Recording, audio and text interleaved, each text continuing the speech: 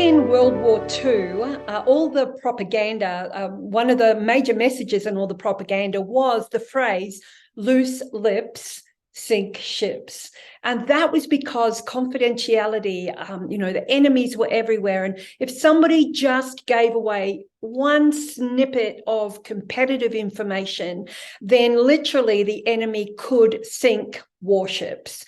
And so that idiom, that phrase has continued on, and it's a great phrase for sales. So when I talk about loose lips sink ships, what I'm talking about there are a couple of different factors. One is too often we default to doing all the talking, and that's the path of least resistance for us because it's stuff that we know about, and psychologically it can kind of show the buyer that we know what we're talking about when really it can be quite irrelevant to the buyer. So we do all the telling when we really should be eliciting our buyers' stories. Secondly is what's called the dilution effect.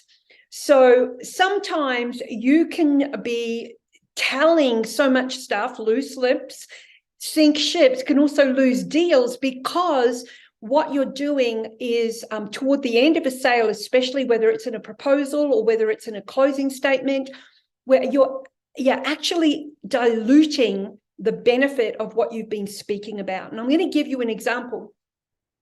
A salesperson said right at the very end of the negotiation, just as the buyer's about to say yes, and he says, oh, and by the way, we also have a 4-year guarantee. And the buyer has almost stopped mid-signature and said, 4 years? He said, your competitor has a 6-year guarantee.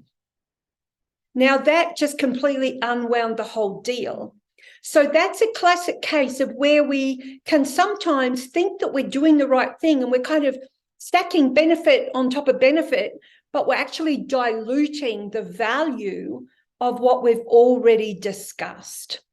So I want you to consider how much telling you do and at what points of the conversation. And has there ever been a time where you have lost a deal or lost business because you have diluted the value at the end?